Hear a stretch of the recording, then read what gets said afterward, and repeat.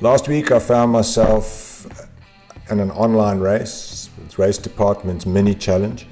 It came about as I applied to be part of the championship through a portal called Simracing.GP, which Race Department and their partners are developing, which is basically a platform where you can go in, organize races, have communities, there's forums, all that kind of stuff. Sort of an iRacing, but not owned by a central body, but more the central body creating a portal for which other leagues can plug into, and then create a sort of ecosystem of rankings, ratings, rating races, etc. And it's all very, very well organized here. So yeah, my championship, you'll see the top there, that you click into it, and you can see the results. It's got all the statistics. It's basically your interface, and if you do more championship, it just keeps everything very, very organized. And while there is the connection to, the natural connection to iRacing, it's very different in sense that each league inside there is independent. You can run you can run Assetto Corsa Competizione, you can run Assetto Corsa. I believe R Factor's coming on, so it's going to be all the other games apart from iRacing. You can go on and sort of have a community that's sort of checking the way you drive, and leagues that get better sort of ratings from the drivers, and this whole thing will grow organically, and they're about to unleash it. I'm sure it seems very usable to me at this stage, but I'm not privy to inside information. I'm here on this occasion just to drive in this mini challenge, a car I'd never driven, actually up until a couple of days before. Spent an hour on the Watkins Glen Boot with the Chicane, which happened to be a mistake, because when I got to the track, it was actually the classic version without the chicane. But you know what, it's a mini Watkins Glen, how bad can it be? Well, it was bad. I qualified way down the order, as you can see, and there were some really, really fast blokes. I mean, really fast blokes, 3-4 seconds quicker than me. Granted, I didn't do many laps, and I was kind of thrown a bit by the car initially, but we were on the grid, and it was a packed grid. And my priority was absolutely not to mess this up. I'm racing here with Bram Hangeveld, who's like the big cheese of Race Department, and a guy I really, really respect, for what he's done for the community and what he's doing for the community. And this, I think, a bit of his brainchild, a bit of his baby, and he really likes it. And he's beside me on the grid. Okay, so this is a bit tense for me, because I just don't want to mess this up. I want to keep the door open to sim with these guys again. And so it was a pretty cautious start. Got going, but what struck me immediately was no incidents. The drivers all very respectful, and I thought, okay, I'm going to stay out of this until I get into a bit of a rhythm. I didn't feel I could even close the gap at this stage, and honestly, I made too many mistakes in the first laps. I spun, I think, once, or sort of half spun. For some reason, I was braking on the number 2 brake marker at the end of the first, into turn 1, when I should have been braking just after brake marker 3. I don't know. I'd probably driven a GT3 here, so I didn't find a good rhythm for the first 3 to 4 laps. And as you can see in front of me, it was all hell was breaking loose. But again, what struck me was just how clean the driving was. Guys were giving each other space, and I think that was it was a beauty about driving in these kind of select sort of leagues, is that the people are not there to crash. They're not there. There's no frustration. People are just there to drive and have a good time. So yeah, I went on, chased, did my thing. I wasn't really making much progress in the early stages, and not many mistakes. But there was a little battle brewing up at the front, which was really, really helping me reel them in. And eventually, I got up to, it was around lap 5 or 6. Got up to Bram, who was ahead of me, and again, my heart was in my mouth because I just didn't want to mess him up. And he's probably the only guy I knew on the grid. I'll have to look at the grid again carefully. And there, you see, he went wide, and I thought, okay, time to pounce. But, granted, he kept it back onto the tar, did all the right things, and just retained it. But meanwhile, I was being attacked from behind. And it was, I must say, this was really one of the enthralling battles. There were several. But this one I decided to pick out because, you know, it just shows the standard of driving. We might not be the quickest guys in the world, but we're competitive, and you can still have fun. You can still have fun at a level where, you know, you're racing. You feel like you're in a race. Again, as you see, got a bit wide. Just hoping the pressure. And now I think I'm in a sort of a 2 minute something, 2 minute 2, 2 minute 3 rhythm, which is pretty good for me, you know, for my level. Gentleman driver. I'm no fast guy. I'm just a gentleman driver. But I just felt I was clipping the apexes, getting it right. And with these cars, it's very important not to scrub off speed.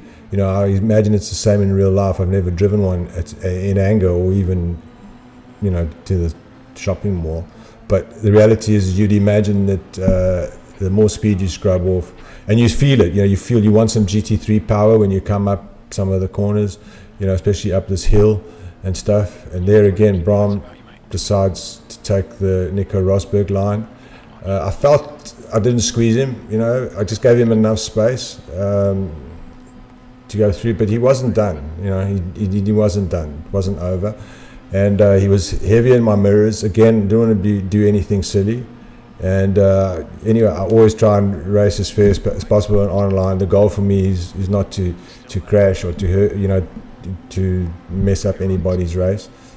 And I think he got himself a nice slipstream there, and boom, he took me there, and I went wide. But I knew that I could still bring it in, and also maybe defend a little bit at the back where it was getting kind of tasty, as there were now 2 guys in my mirrors. And Bram also, you can see, was pushing hard. I think we were all pushing as hard as we could.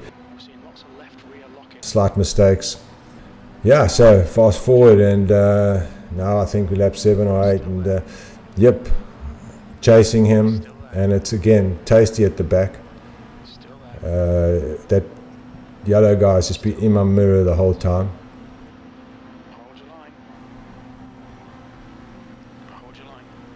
Again, side-by-side racing, as you can see.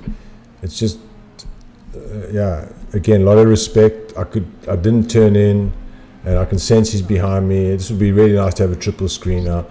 And it would be nice to have those side mirrors too, maybe at the top, because really this is wow. Okay, so I got munched there. Yellow flag, watch out. The gap to Nelson behind is increasing. It's now 1.2 seconds.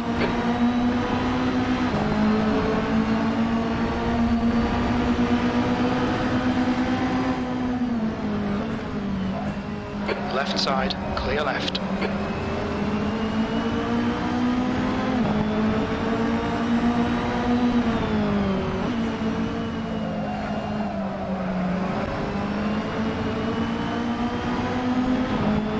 Total respect, nothing silly, nothing out of the ordinary. And again, the guy's really over driving, and just to keep ahead. It's really a proper 4-way battle going on, yeah. And that's where I think I got it. I just got, boom, a bit of a tap there. Rubbing is racing. I don't know, they sort of seemed to give me like a boost, like a turbo boost, because boom, I was gone, you know. And that was really cool, because I managed to keep them at bay, although they were kept snapping at me. And that was it. I sort of made myself up to 14th there, which was quite nice. It was one of the highlights, I'd say, of about 3 or 4 sessions like that in the 1 hour race. It's hell of a long to drive a Mini for an hour. And the other highlight, and I'd like to end with it, and he has some panoramic views because it saved it, was this awesome battle that we just had, Steve and myself. It was, this is a view from his car. I'm in the yellow one, and you can see he got a nice run on me, draft. Boom, boom. This is the last lap. I think we're battling for 12th position, and I just thought, okay, there's a black line here. There's a lot of rubber. Let's do it. And really gassed it through there, and just kept the traction, kept turning it, and managed to edge ahead. And again, credit, you know, it was just absolutely great driving by Steve. You know, he could have done something untoward or whatever, or blocked me or whatever. But no, he kept at it. He kept trying at it, doing everything fairly. There are several opportunities on this track with this Mini to overtake. You know, down the bottom of this corner that we're coming up to now is a prime example. So I decided I'd go to the inside and then drift back to the middle. I don't think there was, but I knew that he would be coming from the outside at least, and I just thought I'd keep the line. There seems to be a bit of a tap, but I don't think there was anything malicious there. Well, there wasn't from my side, and I know Steve was just being so cautious. It was pretty amazing how he was driving. So this is the last stretch of a very enjoyable 1 hour of mini racing. I mean, it's not my favorite car, it is my favorite track. And I must say, I'm hooked, and I'm just so enthralled by these, the way these guys drove. It shows that if you get a good selection of drivers, it doesn't have to be a big group, a community of thousands. You really need 20 to 30 good guys, and yeah, you've got yourself a nice race. I really enjoyed my, let's call it my umpteenth online comeback. Afterwards, you can go to your portal, you can go and see the results, check it out, you know, the standings, everything is there. So we go to Watkins Glen and have a look at the results, and wow, Leon Hassenkamp, man, that guy was just so quick all day long. Chris Down, Thomas Pazet, first, second and third, which was awesome. You know, it was just an awesome performance by them. I mean, I watched the last, but the guys are just so quick. You know, I watched their onboards. It's actually worth just playing them. And I walk away with a 12th, so I think I started 17th, and yeah, next one, Okayama, so let's see what we can do there. In closing, thanks to Bram, race department, and everyone in the field. It was really good fun, and I look forward to the next one.